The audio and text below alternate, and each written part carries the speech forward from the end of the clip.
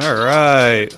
Welcome back to This and That Podcasting Podcast. I'm Alex Bauer here with my best friend Kyle Dovis. Today is Wednesday, February 5th.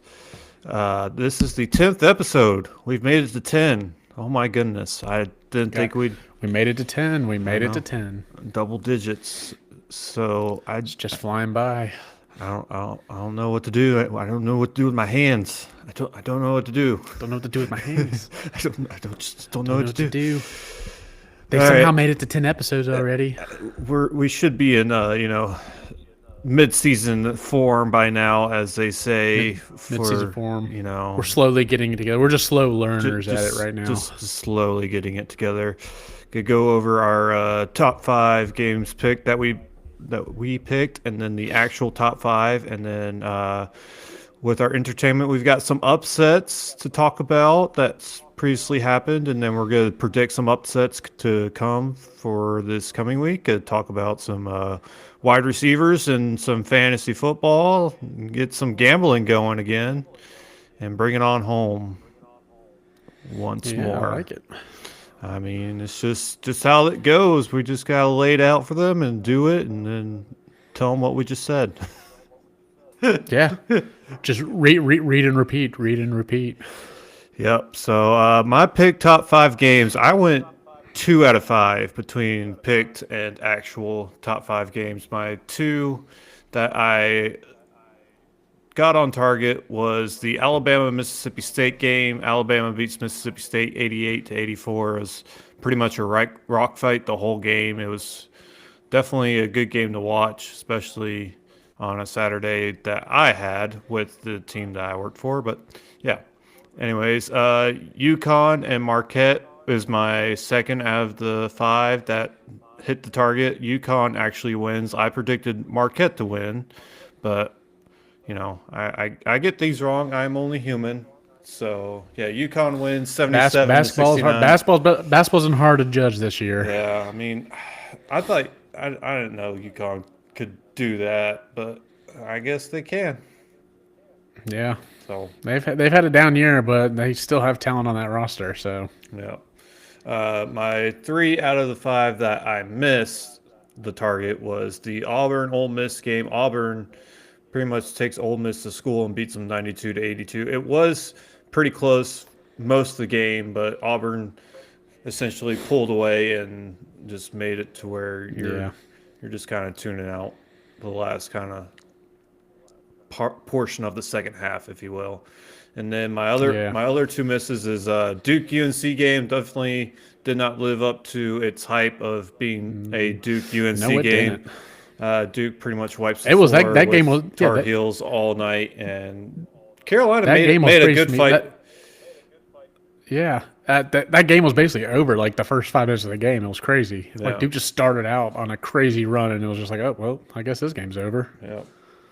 Yeah, it was just a big hill that the Tar Heels couldn't climb and couldn't get themselves really back into the game until it was a bit too late, making it 87-70. 17 points to lose that way to Duke is not the way you really want to, but the way that it started to how that finish looks. I mean, you gotta give yourself a little bit of props to bringing it back. So. Yeah, and this might be one of those NIT years for UNC. They don't look like it this year. They just don't look like that great team they've always been. No, unfortunately not for them. And then my other miss was the Tennessee-Florida game. This game was diabolical on every level of the word. 64-44. That's the final score. Yeah, that's the final score. Nope. Yeah, you sure these 2 teams aren't at halftime still? Yeah, no, that's not a very low score. I hope your bettors took the under on that game. Yeah, I don't know.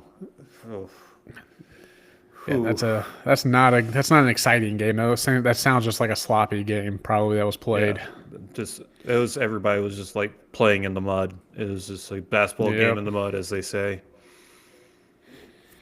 Yeah, what were your other top 5 actual games? So the top 5 actual games, my 3 of 5 that I that I missed, but I feel like they should be in the actual top five is Texas Tech Houston game goes into overtime. Texas Tech's winning 82-81 over Houston. I thought Houston might have pulled it off like they did against Kansas later on. I was like, oh boy, here we go again. Houston might, but they didn't. Texas Tech held their own and Yeah, they pulled it off. The it was. Raiders beat them. Yeah, it was good for college basketball. Yeah. The way to hold on for that kind of win. Yeah, and then my other two are also overtime games. Red Wings beating the Canucks 3-2 in overtime, and then the Islanders actually beating the Tampa Bay Lightning 3-2 in overtime. So, Yep. yeah, those are my other three actual top five games of the week. Yeah, I think you did better than me last week. I did not pick well. I calculated mine as hockey. You can be kind of biased with them, but I calculated as I did about 1 for 4 last week. I picked my one. So my top 5 games that I thought would have been pretty good was like yours, UNC Duke. Yeah. I had the Jets versus the Bruins in hockey, and that game wasn't really close. The Florida Tennessee game, not really the greatest game either. And then the Rangers Bruins in hockey, and again, that one really wasn't close. And it's hard to not have close games in hockey typically with good teams playing each other. So it was kind of weird that I couldn't hit on either the Jets or the Bruins or the Rangers or Bruins. But my last one is the only one I considered was like we just talked about the Alabama Mississippi State game. So that was my only one that I really hit on. So for my top 5 that I saw that I'm putting down on my list for games of the week, Alabama Mississippi State, because it was a great game, 88-84, 2 ranked matchups, SEC, good game. I agree with you. I had Texas Tech with the Houston game in overtime. It was just, it's an upset game, close game, big. It's good for college basketball. Like I said earlier, it's cool to see these like smaller teams that aren't really not really small school, but not a highly ranked team kind of go in there and take down a top dog. So that was cool to see that. Yeah, well, the thing is Texas Tech and Houston was going on at the same time as Duke and UNC was starting up, and that was when Duke was going off. And, Yep. And the next thing I see on my phone is ESPN update saying Texas Tech and Houston's going. I'm like, oh, all right, turn the channel. I should have stayed on that. Just turn the I should have channel. stayed on that one. Well, I should have stayed on that game. Dang yeah, it. yeah. It's just like I wasn't really watching that game. I just turned the TV on to watch the Duke UNC game, and then I see this pop up. I'm just like, all right, well, we're turning the channel. Yep, going back. We're going back. Repeat, go back. Go back. Then my last 3 I had pretty much I had all basketball. So I had Texas A&M 76 over South Carolina 72. That was a good solid win for an A&M team. Yep. Especially being hurt, how they are. Exactly. And South Carolina had been somewhat hot. They looked like a really good team, just had some tough losses, and just this game just kind of adds to them with another tough loss for South Carolina. Yet to get an SEC win. Yeah. My other one I had was the Illinois-Nebraska game that went also to overtime. Nebraska upset Illinois 80-74. Nebraska had a pretty big week because they had another upset the other day also. So they had 2 upsets in basically a week's time. And then my last one I had Texas losing to Ole Miss 69-72. So a lot of the SEC games were very close. It was kind of what you're expecting in the SEC right now. It's just upset after upset or just close games. It's hard to pick those kind of games. You would think you could pick a top 5 good game, but it seems like we're missing the bar on that one here. So I might just be picking just top 5. I might just be picking 5 SEC games every week just because that seems to be the close ones. The one game I pick on my top 5 was the SEC team, and they did not have a good game. So it's like I could just keep picking the wrong ones. Well, I mean, if you keep at it, I'm sure we'll get the target every now and then. But I think that picking the top 5 is definitely going to be hard week in and week out. But at the end of the day, you got to give some credit to yourself for trying your best. We tried. We tried our best. And it's not. We're human. We're gonna see we're human. At the end of the day, we're seeing these games that they should be top 5 games, and they should be. They It's just their don't fault, turn not out ours. to be. Yeah, it's their fault. Yeah, it's their fault. Get better. Get better. Be a better game. We told you to be a good game. So be a good game. Yeah, we said you were going to be top 5, so be actual top 5 next week. Yeah. Why am I watching you anyways now? So, anyways, my honorable mention I had was a hockey one, and it's Same. I had Jets versus Caps because it was 2 big game. It was 2 big teams battling right there. Jets obviously in first in their division. Caps, I think they're in 3rd right now or 2nd.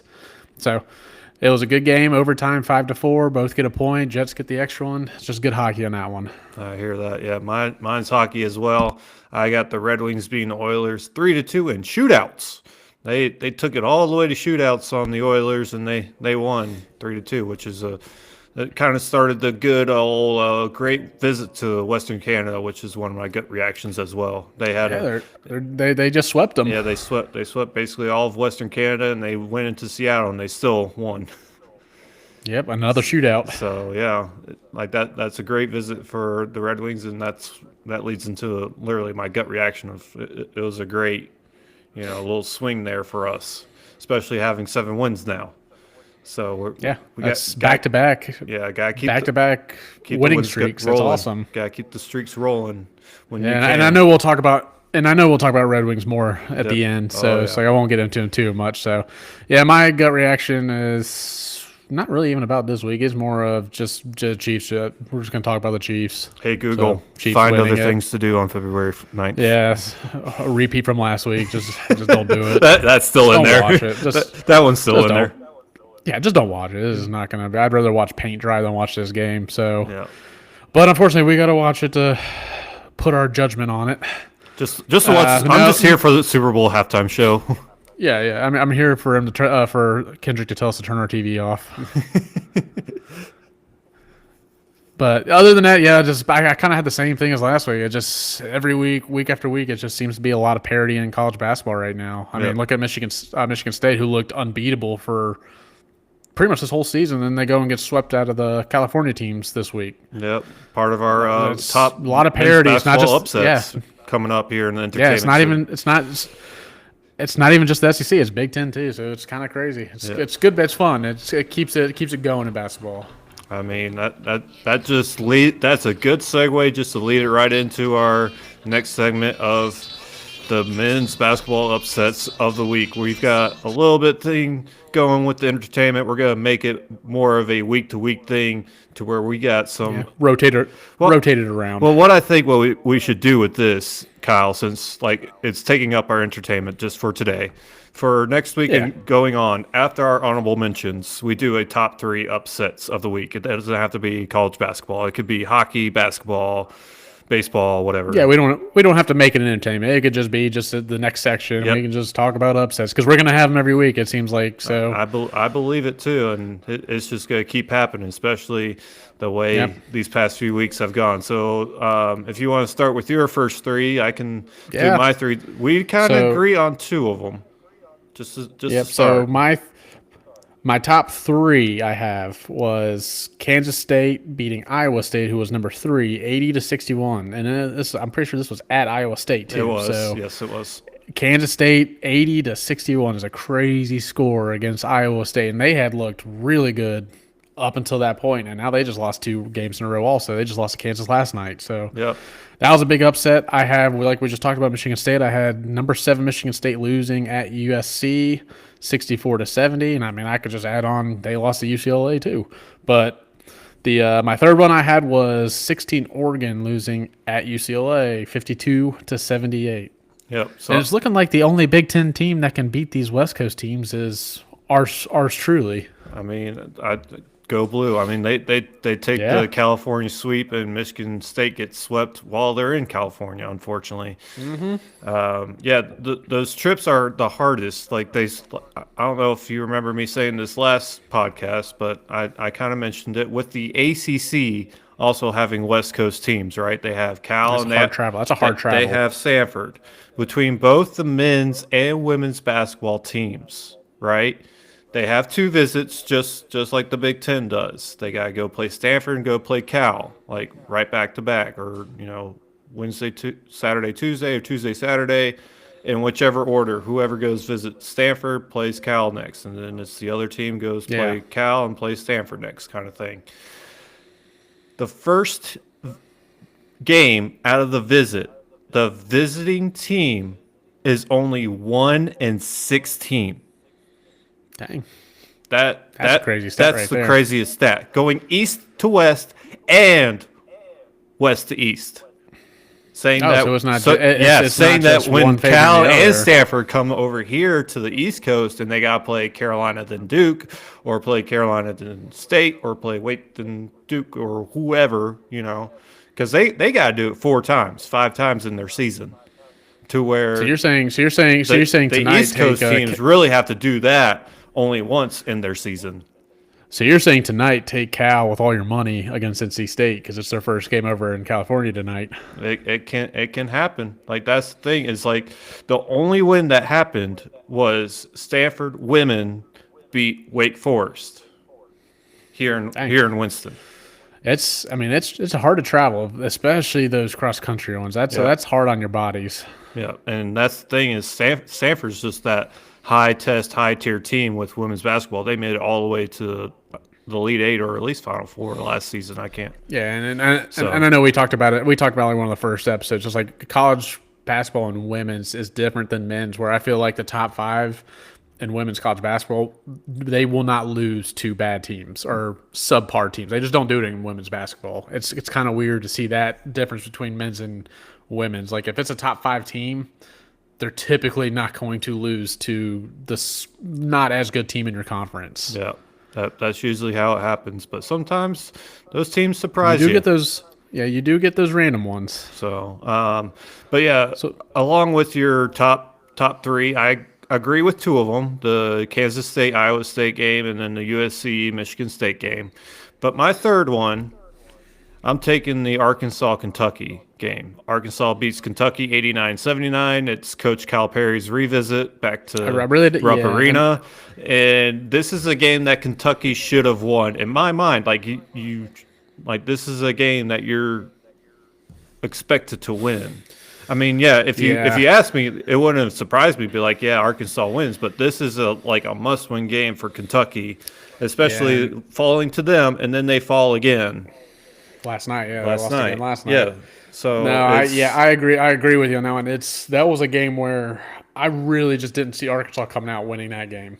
yeah, I feel like there was just extra on the line for Kentucky to want to beat Coach Cal's return. So it's like I really couldn't see them losing. And I mean, Arkansas kind of handled them pretty good too. yep. And that was the thing. I think it was that way for both sides, because Calipari's probably talking the guys up, be like, hey, we gotta beat these guys. I used to coach them, and they think that we're just gonna lie down and take it. No, we're not. Yep. So which one was your biggest? that one, that one's my really? biggest. Yeah, Dang, I have to stick with Kansas State and Iowa. Kansas State's 10-11. because that's just the thing, is Kentucky's got to win that, especially at home. They do. But 'Cause man, Iowa State losing to Kansas State was huge. That's a 10-11 team. That's like a game you just don't lose at home. No. But anyways, bring it into the upcoming week. Look forward to some games. I'll lead it off with my top 5 games to watch.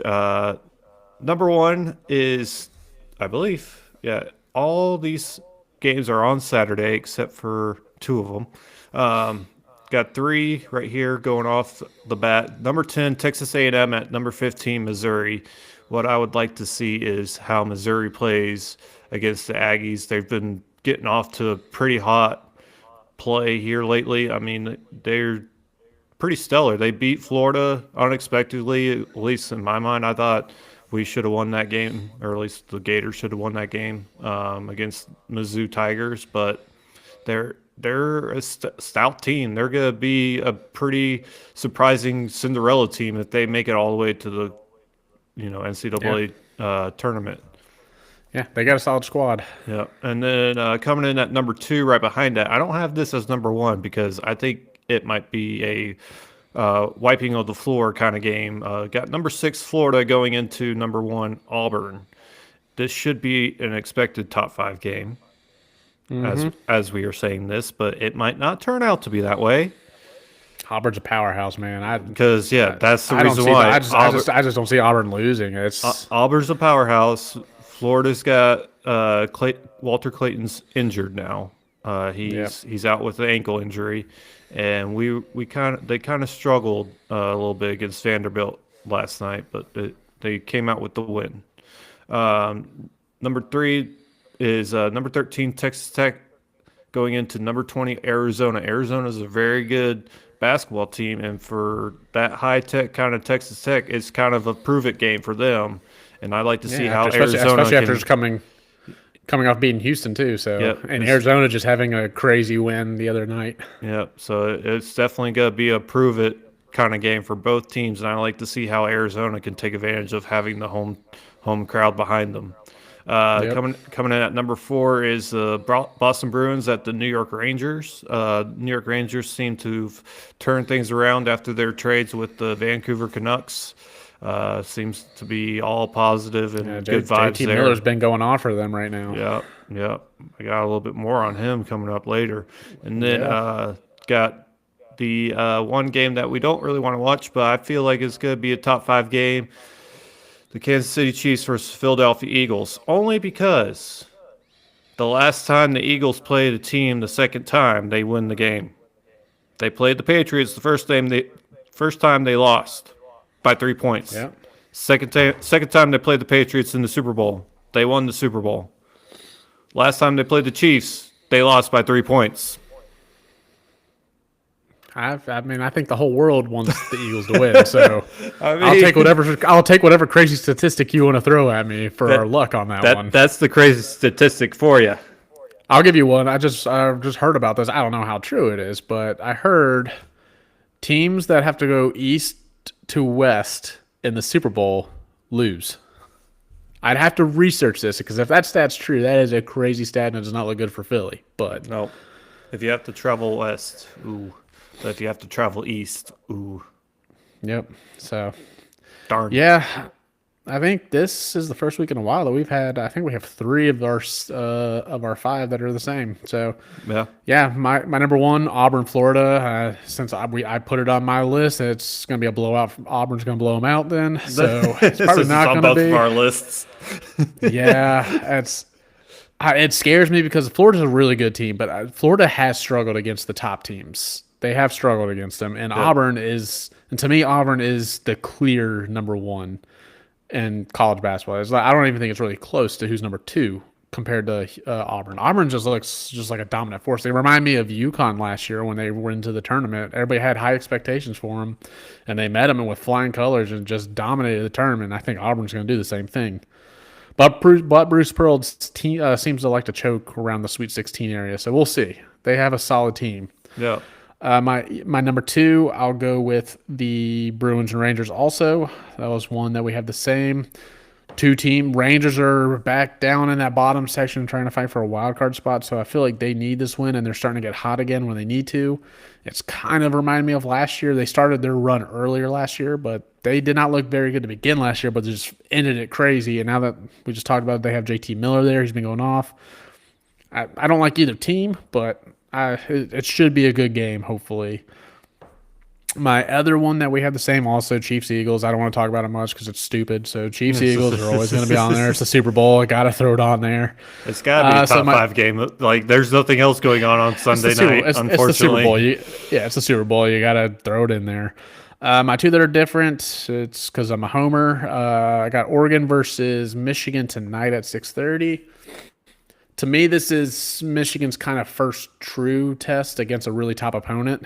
Even though Oregon just fell out of the rankings because they lost like back-to-back games, of course, right when we have to play them. But they did not do good against Purdue, but I feel like they're starting to get better now, and it should be a good game. Again, I think this is a test for Michigan. They haven't lost at home yet this year, so I do like that game, and hopefully it stays a good game.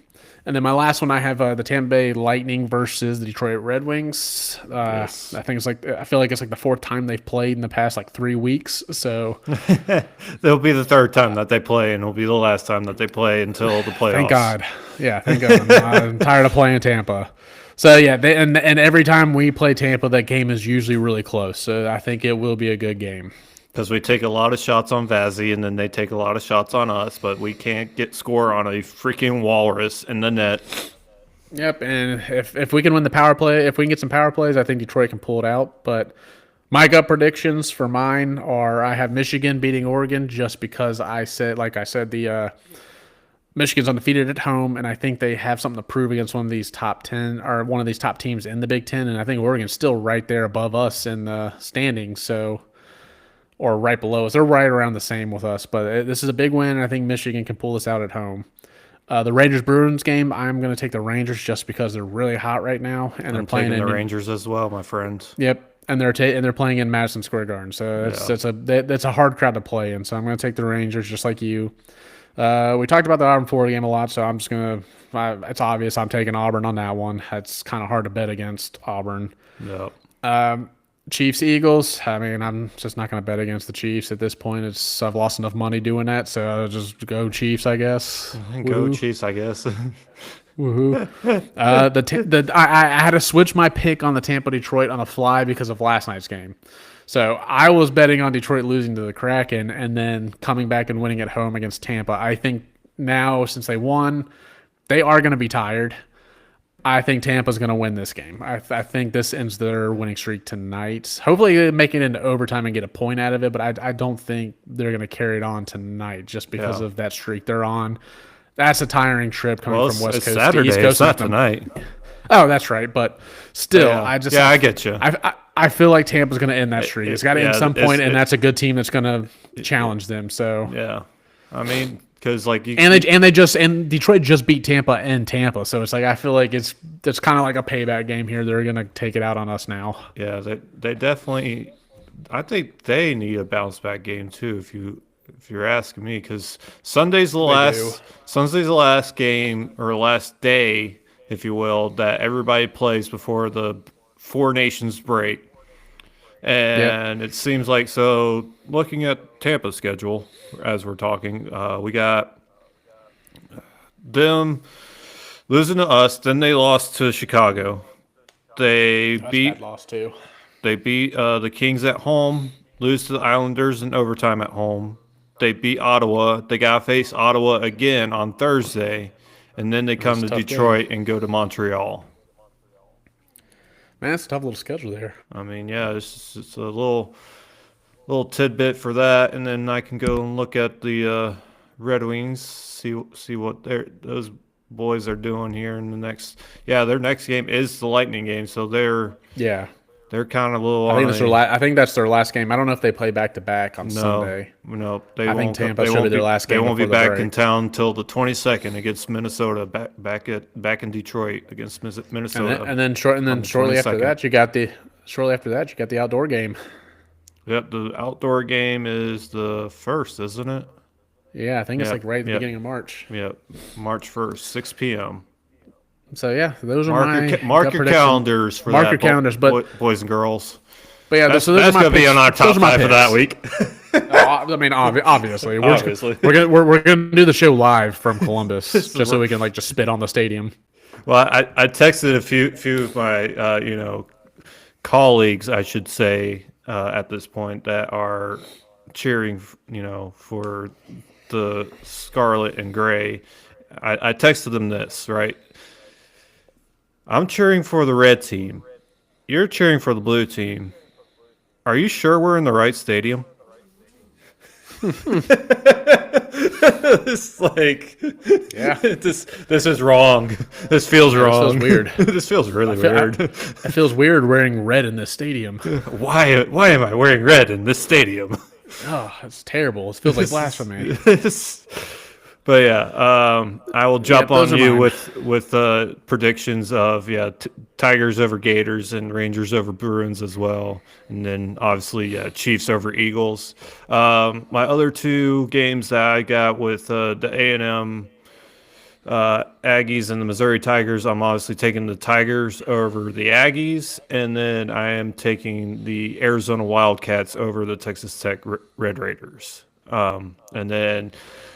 As requested by you, we have got an upset prediction to go on top of our gut predictions. My upset prediction is tonight, Missouri Tigers to take down the Tennessee Volunteers at home. like I it. believe this team's a very strong SEC team. Both teams They're a good team, 'cause struggled. they're still ranked. Like- they're both like ranked, so it's still Tennessee I and can Florida still see them struggled beating last game, so I don't know if Tennessee will be able to find it. And if they don't find it within the first half, Missouri's going to take this. Like Tennessee's got to come out hot, like to make it a game. But I just see Missouri winning it. Well, hopefully, if my gut prediction or my upset of the week succeeds, I'm going to need Tennessee to ruin yours. Because I had my upset was number 4 Tennessee losing in Oklahoma against Oklahoma. Oklahoma's a tough team, and they just came off a straight up curb stomping of Vanderbilt. It was like by 30 points. Oklahoma is a good team. I mean, they're a sleeping giant. Like at the beginning of seeding, they have the SEC season. Yeah, they have a dominant freshman at point guard that he can take over a game. And like you said, Tennessee's struggling a little bit right now. They're just like they're kind of in a lull. So, and you don't want to be that team going in again, like we talked about way back when. SEC struggles in road games against each other. So, This is kind of lining up like a perfect nightmare for Tennessee against Oklahoma. So, yeah, I'm going to take my upset for this week is going to be Oklahoma beating Tennessee. I mean, one loss can turn into two very easily. Exactly. I know a coach said that. I can't name the coach's name, but apparently one coach said that one loss can easily turn into two if you let it. Yep, I like that quote. So there you go. We're going to turn one loss into two. Yep. We are. All right. That leads us into our fantasy focus. For today, we are going to talk about the top 12 wideouts for next year, and then the best incoming wide receiver to get a good hot start. I will start with my top 12. Coming in at number 1, I've got Justin Jefferson, good old JJ. And then coming in at number 2, I've got Brown. I just put his last name. I am terrible with this. I gotta go back. Your boy? No. I got Sun God. It literally says Sun God there. I was gonna say, how are you forgetting your boy? You're talking about AJ Brown, probably. Probably AJ. Yeah, it's probably AJ Brown from the Eagles. That's the only one I know, unless Antonio Brown came back. Yeah, he's number 2, and then I've got Mike Evans coming in at number 3. Then at number 4. Well, I think he's very reliable, especially for Baker Mayfield. And if he does come back, like I don't see how Baker Mayfield doesn't throw it to him like he's always been. Like I mean, I think unless he like takes like 1,000 yards. less reps with the snap. I mean, that's the only thing I can see. But still, like as long as he doesn't, he's gonna be old reliable for Baker Mayfield. Yeah, as long as he doesn't get hurt, he should easily get his 1,000 yards for the 10th straight year. Yeah. So with that number 4, Sun God, I've got St. Brown coming in at number 4. Number 5, I've got Puka Nacua. Number 6, I've got Malik Neighbors. Number 7, I've got Nico Collins. Number 8, I've got Scary Terry McLaurin. And then at, let's see here, 1, 2, 3, 4, 5, 6, 7, 8, 9, 10. 10, I've got McConkey. We got some young guys in there. He had a stud. Yeah, he's a stud. He's gonna have a really great season, especially with Harbaugh at the helm. He's gonna draw up some plays for Herbert to kind of rely on McConkey, I think, because hopefully you just kind of start throwing the ball more. Like you kind of saw McConkey kind of coming off the schneid there at the end of the season, and they were using him a lot more. And I think that's what they're going to start drawing up here coming into the new season, especially with I think they're going to need to rely on more. I think they're going to have to, or at least rely on him when they do air it out. And then, he's definitely be their top dog. So and then at number 10, I've got CeeDee Lamb. Number 11, I've got Jennings for the San Francisco 49ers. Oh, we got Jawan in there. Nice. And then at number 12, I've got Xavier Worthy for the Kansas City Chiefs. I believe that Worthy kind of comes back to the Chiefs, and then Mahomes has somebody to throw to that's not named Travis Kelce. Yep. I like it. We actually got a little bit of mix in there. So my top 12, this is in order. How I think they're going to finish. I really wanted to add Terry McLaurin in there. I just couldn't do it. I guess I could, but my number 1 is going to be Jamar Chase, obviously. Justin Jefferson's my number 2. I mean, it's easily 1-2 right there. My number 3 is going to be CeeDee Lamb. I think Dak Prescott comes back after the injury, and they're going to just start airing it out again. So CeeDee Lamb would be my number 3. I think, and then my number 4 is Puka. Puka's going to have a monster year, especially them trying to trade Cooper Kupp now. So Yep. he's just gonna be a target hog over there in LA. Hopefully Stafford stays for at least another year or two. If he does, he's just gonna get target after target. My number 5, I have your boy St. Brown. I think he's the guy that just gets all the targets on this team, unless they go and add another stud receiver like Cup. But he'll still be dependent. He'll still get his targets and he'll still get his yards. Hopefully, he can get his touchdowns up this year. But he's just like one of those guys that's a lock right there. My number 5 is a rookie from last year is Brian Thomas Jr. He started a little bit slow last year, but he finished unbelievable. He had like 160, 170 targets or something like that. He's especially with a down year for Trevor Lawrence, and then gets hurt. So if you get a full year with Trevor Lawrence and not just Mac Jones, Brian Thomas Jr. is going to be a standout next year, especially in dynasty leagues. My number 6 is Tyreek Hill. I think the Dolphins are going to have a bounce back. Honestly, if Tyreek Hill's there or he gets traded, no matter where he goes, he's going to be good. But I do think the Dolphins have a bounce back year, even if he's there. And as long as Tua stays healthy, I think they're going to air it out more and look. I think this is almost just like a mulligan year from last year. So I got to put Tyreek Hill in there. No matter where he goes, he's going to be a dominant force. Where am I at? Number 7. So number 7, I have Nico Collins, just like you. Nico's CJ Stroud's guy, at Ohio State to a Michigan guy. When Nico's in, he throws the ball to him all the time. So he's just Mr. Reliable there. I think they do also add one, but he's going to be my number 7. My number 8, I got A.J. Brown. Easy pick for that. He targets him all the time. My number 9 is another rookie. It's Malik Neighbors. Neighbors had a dominant year. I have him a little bit lower besides Brian Thomas just because of we don't know who the quarterback is right now. So hopefully they get a good quarterback, a young quarterback, even bringing in Kirk Cousins will help them. My number 11 is Drake London. He had a great way to finish the year, and I think he's going to build on that trust with Michael Penix and have another solid year, an even better year next year. As long as he finishes like he did. So that's why I'm going to keep him at 11. My number 12 is more of a mix. So if Tyreek Hill's gone, I'm going to have Jalen Waddle in there at number 12 because I think he's going to be a target hog. He's just like Tyreek Hill with a downfield threat. So I'm going to go with Waddle there if Tyreek Hill leaves. If Tyreek Hill stays, I'm going to switch it over to Rashee Rice as long as he's healthy and the criminal activity is died down and he's not going to be suspended. I think Rashee Rice, because he was on pace to being a top 5 receiver this year until he got hurt. So I'm going to put him as my number 12. All right, I like that. I like that top 12. I'm kind of regretting not putting Jamar Chase in mine, to be honest. He had a really great season. They just didn't have any wins to show for it, unfortunately. And then, I kind of like that 12. All right, going into our best incoming rookie wide receiver to start hot. I've got 2 different wideouts to get off hot after the draft. I've got Travis Hunter and then Emeka Egbuka. Travis Hunter coming out of the Colorado Buffaloes. He's the top guy right now at number 1 spot for those wideouts to come out for the draft. Obviously, there's no wideouts to be picked in the first round, unfortunately, but he's the number 1 guy right now, and I think he's going to go to a good team, and they're going to use him, especially just the way he is. Yeah. He's an athlete. He is, and he's going to be used more than a wide receiver. Like I can see them like putting him in the backfield and like trying to draw up like a RPO type of play, kind of stuff like that with him. Yeah. And if you told me I can't pick Travis Hunter, my other guy is Emeka Egbuka.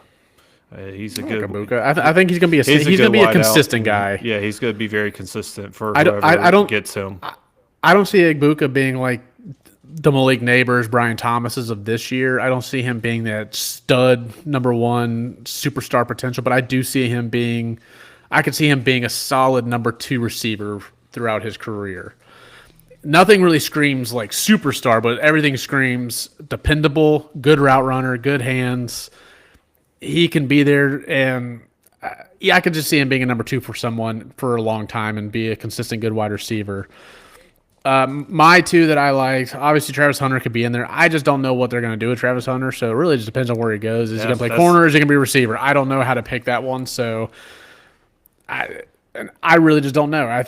He's good at both, so I guess we'll see with him. So I rotated over to 2 other receivers. My first one was the Arizona Ted McMillan. I'll just go Ted McMillan because his name is pretty long for Ted Arroyo. He's a superstar. Yeah, he's a superstar wide receiver, and I think he shouts superstar potential. He's got amazing speed, good size, great route runner, and he was really good last year too. So he came on strong last year and had a really good season again this year. I think he's going to be one of the top receivers, kind of like that Brian Thomas, Malik Neighbors, hopefully. My other one I have is Luther Burden from Missouri. He was one of the number 1 receivers last year. If he came out last year, he would have been a top 4 receiver pick. So I think he's going to be, I don't know, probably a first rounder if I had to guess. Really depends on where he goes for his match. I mean, both of them. It really depends on where they go. But Luther Burden is more of a bigger receiver. He's still got good speed, but I could see him fitting in well and having a pretty productive rookie year, hopefully. So those are the 2 that I'm looking at, especially like in dynasty leagues. I like those 2 guys. Yeah, those would be pretty good pickups, especially coming out of the draft there. All right, so that leads us back into our gambling men section. Our favorite section. Our favorite part of the whole thing. This is why we kind of save it for last, right? I mean, yeah, obviously Homeward Bound's the last thing we talk about, but this is really it. This is the cake. I've got bragging rights this week. This is the icing on the cake. I nailed it this week, so. And then Homeward Bound's just the cherry, you know? Yeah. But anyways, all right. 3-leg parlay that I've got drawn up this week. I couldn't keep track of last week's, obviously, because I had college basketball. Shame. Like I said, I can talk about it, but I can't bet on it, so I don't know what my outcome was. That's fair enough. So, like, yeah, I can't. My hands are tied. I can talk about it, but I can't really put any money towards it. Any real. Anyways, fake money. My 3-leg parlay. All these games are going on tonight. So if you're listening in today, make sure you dial it in with me here. I've got the Lightning money line over the Senators. I believe that they beat the Senators pretty easily. Senators are a team that are right. They're a hot team, and they're a hot team, and this is a must-win game for the Lightning. Both this game for the Lightning and the game against the Red Wings is a must-win for them to get them. For Detroit's sake, I hope Tampa wins. Yeah, because we're chasing them. Yeah, because it's just to stay in the wild card, realm of things just for them, and especially with the Senators being in that same atmosphere, this is a must win. I got the Devils money line over the Vegas Golden Knights tonight, and then a little bit of NBA. Kyle got the Pistons money line over the Cavs. Yeah, he's throwing a curveball in here. Throwing a curveball. This one's the cake one. Curveballs left and right now. So the Lightning money line right now is sitting at -162. The Devils money line is sitting at -120, and then this Pistons money line is sitting at +170, making it a total of +700. $10 pays 80. Nice. That's not bad. Not bad. No, not at all. So since I'm a good sport and I kept track of mine last week and I got to brag about it, I went 3-0 last week. So my 3 I had Creighton -5.5 over Xavier. Nailed that one. They won by 12. Nice. I had the Alabama versus Mississippi State over 166 points. When we talked about last week, it was those 2 teams can put up points, and they did it for me. They got up to, I think it was like 175 or 178 or something like that. So, yeah, I hit the over on that one, and then I had the UCLA plus spread over Oregon plus money on that one, and they beat them pretty bad. So, I went 3-0 last week on my 3-leg parlay, and I'm happy about it. Nice. So for this week, we talked about earlier, I have the Tampa Bay money line versus Detroit. I think they're going to win. these like good teams like this, that's their money line either way is usually fairly decent, especially when you're trying to throw them on a parlay. It's usually gonna be like minus 150, minus 175. So Yep. Tampa might be a little bit lower because they're playing in Detroit. So I like Tampa, and I think they are gonna win that game. So Tampa money line versus Detroit. I'll throw a little Super Bowl action in there. Just take Chiefs money line versus Eagles. So just don't bet against the Chiefs, and the spread or the money line is like minus 110. So you might as well just throw it on there. And then I think it's tonight or tomorrow, the Ohio State Maryland basketball game. Maryland's, I think, 18 or 19 going into Ohio State and playing Ohio State. So I'm going to take the money line on Ohio State. They seem to be just a different team at home. I think they will beat them. So I'm just going to take them straight up to beat Maryland. And since I can't calculate my odds right now because of the Tampa-Detroit game, it's not till Saturday, so I can't really get a good odds on it. But from my prediction on it, it's going to be about a plus 500, between plus 400, plus 550, somewhere in there. So it's good money, and it's not. Yeah, that's not too bad. That's not bad. $1 for 550. So yeah, that's going to be my 3-leg parlay this week. All right, and then going into our honorable mentions, my honorable mention is a double chance. We got the WM. Waste Management. The double chance. The double chance. Scheffler Matsuyama to win at plus 250 right now. Both of these guys have won it. They've both won back-to-back. They're very good golfers. I could see either of these guys winning this tournament, especially with Rory already winning the Pebble Beach last week, which obviously knocked off my honorable mention. He was one of those triple chance tries, but I didn't go with Rory. I didn't think Rory could do it. Yeah, that's fair. But I'm guessing since they're playing TGL all the time now, they're just gonna skyrocket. Like all these guys that are playing in the TGL are playing really well. Yeah, in actual tournament play now. Yeah, and those are two guys that it's a safe bet to pay, especially for plus 250. That's pretty good. Yeah. And so yeah, mine. I'm gonna put my money where my mouth is, and I'm gonna put money on Oklahoma money line to beat Tennessee for that upset I was talking about. Oh boy! I think you'll get really good plus money. Maybe not. Maybe the Vegas might predict an upset there. So I don't know. They probably won't. It might be like a plus 400, plus 500, hopefully. So you should get some pretty good odds if someone wants to take that upset chance for Oklahoma, Tennessee. It's a good shot you could get one on that one, maybe. But, Tennessee will probably just blow them out, and then I was just wrong about that one. So yeah, it happens. It's you win some, you lose some. I'm taking a risk. That's why it's an honorable mention. It's not one I'm just going to throw in a parlay. I hear that. That one, I promise you that one, I would straight bet that one. I'm not throwing that on any legs. Nope, would not. And that's me too with the Scheffler Matsuyama. I wouldn't throw it on any legs. I just bet on that. Straight up money line bet. That's it. Yep. I like it. So, and then I'm doing a super same game parlay. Oh, Hence the super. All right, here we go. I've got Barkley anytime TD negative 195, Hurts anytime TD negative 110, Worthy anytime TD plus 155, Mahomes 2+ passing TDs negative 180, and then the Chiefs money line over the Eagles negative 120, making a total of plus 1,800. $10 pays 190. Whew. That's a hefty bet. That's a lot of anytime touchdowns. Super same game parlay. Yeah, good look on that one. Good luck on that one. That's a tough one. So last week, again, I kept track of them. Alex. Well, my same game parlay was a college basketball game, so that's fair. But they did win. Duke won. You got one. And Flag did score more than 21 points. So you did nail it. You did nail it. I did nail it. There you go. That's all that matters. I just can't. Yeah, we understand. So just like my 3-leg parlay, my same game parlay last week, I also went 3-0. So I was 6-0 on those last week. Nice. My same game parlay last week was I took Panthers minus 1.5 versus Kings. They won by I think 3. I had Panthers will be the first team to score, and I had Sam Bennett to have 2+ shots on goal for a plus 300. So I nailed that one last week.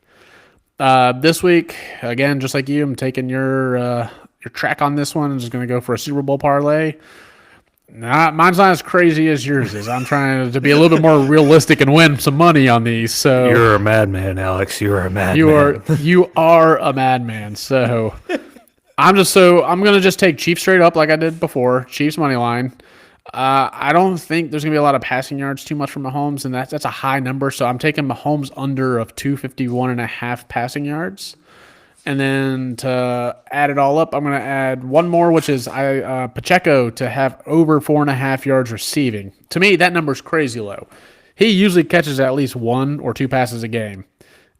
To me, he's going to get over 4.5 yards. So unless he just gets hurt and they just don't use him, I could easily see him getting over 4.5 yards. I feel like that's almost like easy money for Pacheco. Yeah. So with all three of those combined, it was a plus 450. So it wasn't too bad. Well, the plus 450, $10 is going to get you, $400 or $45. So easy bet, not too crazy, and hopefully I'm wrong, so the Chiefs lose. I like that. All right. Hopefully I lose money. Top 3 player props of the week. I've got Larkin, one plus points.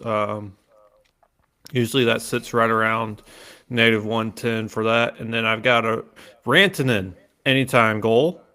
And then our guy that we talked about a little bit earlier, I got JT Miller to get a point in the Boston-New York Rangers game. Okay. So with mine last week, I went 2 for 1 last week on mine. The only one I missed Ace Baldwin to get 12 plus points versus OSU. He shunned me and only got 10. Missed it by 1 basket. But I had McDavid to get 1 plus point versus Detroit. He got it in the first goal. And I had Draisaitl to get 2 plus shots versus Detroit, and he ended up with 10 shots on goal. So that one kind of hammered that one. There you go. Yeah, so mine are boring for the player props this week. I'm taking basically the same ones because those were my favorite ones I really liked. I love the Mahomes under passing yards of 251. Yep. I love the Isaiah Pacheco of over 4.5 receiving yards. And I like one of yours earlier. I like a Barkley anytime touchdown. I feel like it's at this point it's almost automatic. He's just going to score a touchdown at this point. It's like a little bit different from last year's Eagles teams where it's like when they get close to the goal line, it just hurts every time. Yep. At least with this year, they're going to give Barkley at least one shot to do it. So and usually he can take it 40, 50 yards to the house. Yeah, and you also have the big play component with them. So yeah, I like Barkley anytime touchdown on that. Yep. So those are my 3. That's definitely why I'm hitting that one for sure. All right, don't bet on it. My don't bets right now is I know we kind of live on the rock here when we don't talk about the NBA, but there's one thing that we got to talk about now. Apparently, is don't bet on the Dallas Mavericks because they traded away because they traded away one of their most valuable players. And apparently, if you go and play NBA 2K25 or whatever it is now, you can't even make the trade in the game. Yeah, it's like impossible. It's like they question your logic. Like, what are you doing? I mean, this honestly just comes down as like one of the worst trades I've ever seen. It is like preposterous. Yeah, I don't get it. But yeah, that's fair enough. I like that. And then obviously the other one that's from last week, it's still sitting right there. Eagles winning the Super Bowl. Don't bet on it. Yeah, it's at this point, just don't do it. You'll just get even more disappointed. At least if you pick the Chiefs and then the Eagles win, you're happy losing money because you watch the Chiefs lose. Yep. So yeah, my don't bet on it. I don't want to bet on the Oregon-Michigan game tonight. I don't really know. I can't tell where this game's going. I could see Oregon beating us, and I could see us beating them. Michigan at one point, and so did Oregon, looked like they were going to be really high-scoring games every time they played, and then recently they both have only been averaging 60, 70 points. So I don't like the over-unders. I don't like the spread, and I don't really like the money line. I don't know who I really feel positive about winning this game, so I don't want that game. Same thing goes with Florida-Auburn. I don't want to bet. I think Auburn's going to win it. Obviously, it's heavily favored to Auburn, and like I will help you out with that one. It's like you don't really want to bet that one to where because we got our guy Walter Clayton is hurt, right? But we are pretty well reliable on some of our other guys that have come in and played for us or played for them. Because you got Condon, he does really well. You got Will Richard. Richard, if he's hot from the 3-point line, we'll be okay Oh yeah, without Clayton. Like yeah. it's Florida really needs they got to live and die by the three right now with him. So so like yeah, it's like I don't want to bet against that. And I don't want to no, bet on it just mainly because I think Auburn's gonna. It's not gonna be really good odds just to pick a money line on Auburn. yep, It's probably gonna be like minus 400 or something like that. It's not good odds. The over under is gonna be hard to choose. I mean, literally like Florida just played what Tennessee or who was it, and they only put up like 40 points when they were averaging like 80. yep. So it's like you don't want to bet the over under either. The spread's going to be too high because you could see Florida keep it in this game. It's going to be a hard game to bet on, so I'm just not going to touch that one. And I totally agree with you. It's like, yeah, for Florida to even possibly stay in this game against Auburn, is they got to play tough defense and keep Auburn scoring very, very low. And And if they can't get their offense going either, it's going to be another low scoring game on a Saturday for me. yep, I agree. No, and then my last one, it was honestly I didn't want to change it because it was kind of like proving my point. I had the Detroit and Kraken game last night. Don't bet on it. No, Because I was a heavy guy on Kraken are going to win. They could easily win this game and ruin the streak. Last game in this stretch, they're tired. They're not going to do anything. It's probably just going to be a low-scoring game. And I was wrong. I would have been wrong on all of that. Detroit won in a shootout, 5-4 or whatever it was. So that was one I wanted to add on there, just not change, just for the fact that that's the reason why I didn't want to bet on it. It was literally what just happened. yeah. All right. I kind of like the 2020 hindsight on that one. Yeah. All right. Homeward bound we go now, Kyle. Let's take it home. Let's take it home. And we're going to take it home with this little tidbit from me. I'm going to say that the Lions need to go get Myles Garrett. Now, It's going to cost a lot. it's going to cost a lot, but I want the guy. I want the guy on the team. He's a good player. He's going to be a good addition to our defense. Like What are you worth giving up, or what would you want to give up for him? we don't have to give up anything for him. We could just wait. We could wait for him to be on the free agency. Well, you're gonna have to wait another like year. they want to trade him, and to trade to the Browns again. I don't know what we could trade to them because we've already traded for. It'd be picks. You're gonna have to give up a bunch of picks to get them. Yeah, that would be the thing. I hate trading So- picks for a superstar that's on his. Yeah, he's at his peak, but he's on his way down from the peak. So it's like that's hard to give up those picks for that. But at the same time, you guys are in win now situation. So if you had him on one side, Hutchinson on the other, you guys are loaded on the defensive line. You guys would be menaces. Oh yeah. So that's my little tidbit for the football. I don't know if you got anything in your notes for the football portion of that. No, not really. We haven't even begun the offseason yet, so No. nothing really has changed for the Packers or the Panthers right now. Nope, I mean, nothing's more changed things. for the- Lions has been the only thing because they got to hire coaches and they had lost coaches, so it was more on Lions than Packers and Panthers. I gotcha. Yeah, I mean, we did a good job of hiring our new OC and DC in my mind, and yeah, we still got to keep hiring for filling some positions that left. Yeah, it's definitely going to Yeah. be a pretty long off season for the Lions, but we'll be back. That's for sure. Yeah, you guys will be. Wolverines hockey, big weekend coming up, Kyle. I mean, Yeah. got to play good old Sparty 2 times. Got to play over there in East Lansing, and then got to play the duel in the D Duel in the D. in Little Caesars Arena on Saturday. That'll be an exciting game. Welcome to the show, Tilly. She's here. She is here. Nah, yeah, they have a big games coming up here, and especially against the Michigan State ones. I would like to see them at least split with them on that. No. Because Michigan State's still one of the top teams in the country. I feel like they always are every year, but then yet Michigan's the only one out of them that always makes it to the Frozen Four. So, yeah, it'll be good hockey for them. Yeah, and then Pack Hockey, they're heading into the ACCHL tourney as the number 2 seed, right behind Penn State. Number 3 seed is Virginia Tech, and number 4 seed is UNC Chapel Hill. Yeah, Good old triad hockey, or not triad, but the triangle hockey for us now. Triangle hockey right here in the Triad. They're going to be It's getting big. tournament starts on Friday and then it goes to Sunday, with it being quarterfinals and semifinals and the final on Sunday. So it'll be some interesting club hockey to see, especially right before they turn into some D1 players. Yeah, and it's gonna be nice when UNC gets their new rink built too. It's gonna be pretty cool. Yeah. Speaking of hockey, going into Red Wings need to keep the win streaks rolling when they can. Yeah, I believe it. So they've looked good. It's crazy. They had that little 6-game win streak a couple weeks ago. Lost a couple games, and then right back on another 7-game win streak. Yep. Literally in December, they were at the bottom of the conference. Literally the bottom of the conference.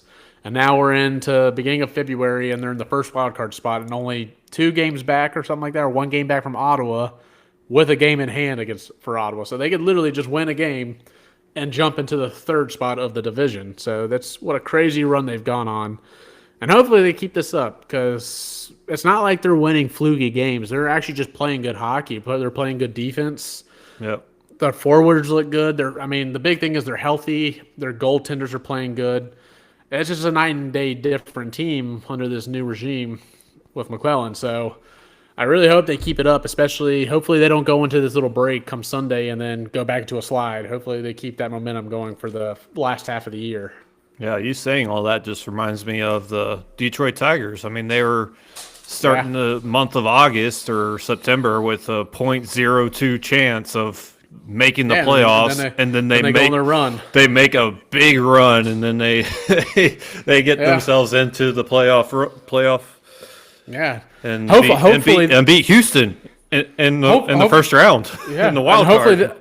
Hopefully they won't have to go on that kind of crazy run. Hopefully they just keep it going right now and just dominate the second half and get themselves to get first place in the division instead. Oh yeah, the Red Wings are definitely in a much better position right now than what that was. And, you got to be excited just because they're looking good with what they have now, and then they have 5 superstars on their way up that are still young. So if they can start winning right now, make the playoffs now, and just continue that, it's like the beginning of the Canes run like 8 years ago when the Canes were bad, and then they slowly got better, and then their young guys got in there, and then they just had a nice flow of young guys, veterans, and they continue to be good for all these years right now. So I think we're about to see the Red Wing. If not now, they're about to hit their peak of here come the playoff runs again. Hopefully. Yeah.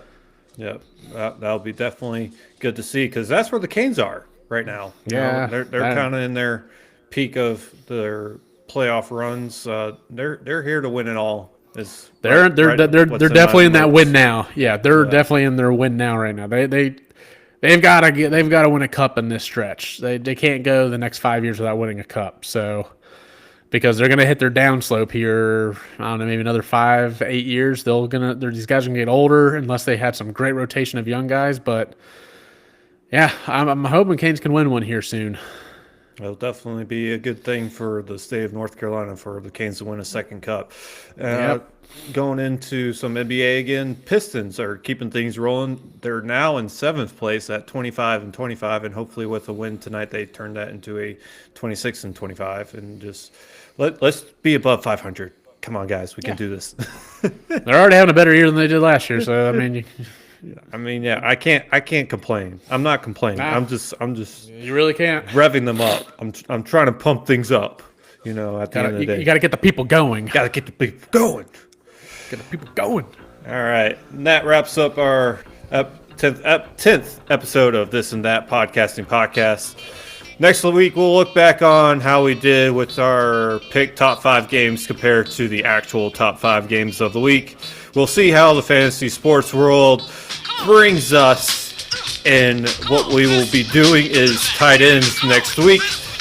Tune in to see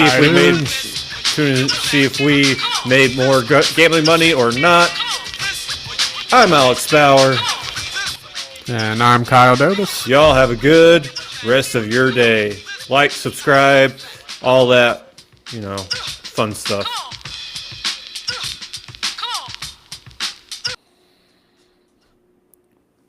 All right.